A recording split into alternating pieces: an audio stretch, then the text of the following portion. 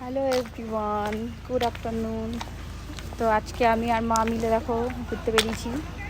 কোথায় যাচ্ছি সেটা পরে দেখো। ওই যে মায়ের এত ঠান্ডা লাগছে বাবা, সোয়েটার চাদর সব নিয়ে নিয়েছে, শুধু সোয়েটারটা নিয়ে নিয়েছি হাতে। তো যাচ্ছি এবার, তো দেখতে থাকো কোথায় যাচ্ছি।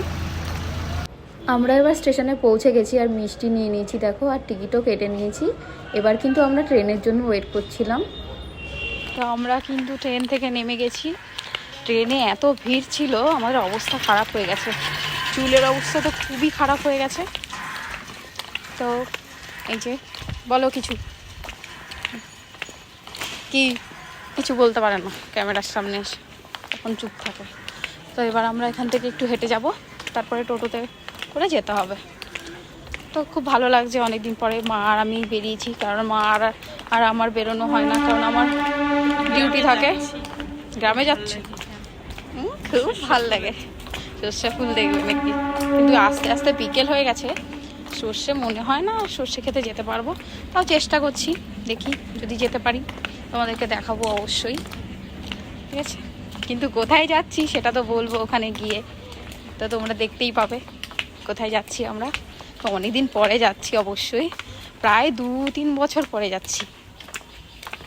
তো তারপরে দেখো মা আর আমি একটু ঢং করে নিলাম রাস্তায়। তো আজকে অনেক দিন পরে মায়ের সঙ্গে বেরিয়ে কিন্তু খুবই ভালো লাগছে।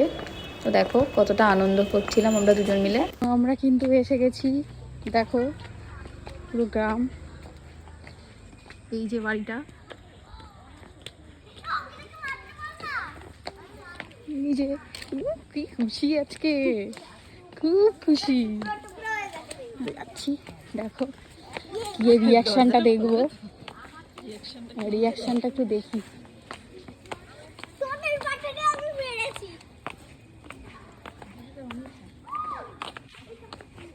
তালা দেওয়া আছে,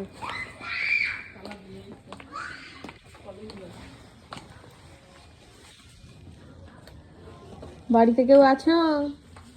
তো আমরা কিন্তু এসেছিলাম একটা জেঠুর বাড়িতে, তারপরে কিন্তু সন্ধ্যা হয়ে গেছে আর দাদার সঙ্গে আমি একটু ঘুরতে বেরিয়েছিলাম। এই যে দেখো রাস্তাটা কেমন ভুতুড়ে রাস্তা। যেহেতু এখানে এত বছর পরে এসেছে, তাই মা কিন্তু জেঠিকে পেয়ে আমাকে ভুলেই গেছে, তাই আর ভিডিও কন্টিনিউ করা হয়নি। আজকের ব্লগটা এইটুকুই। তো তোমাদের কেমন লাগলো অবশ্যই কমেন্ট করে জানিও।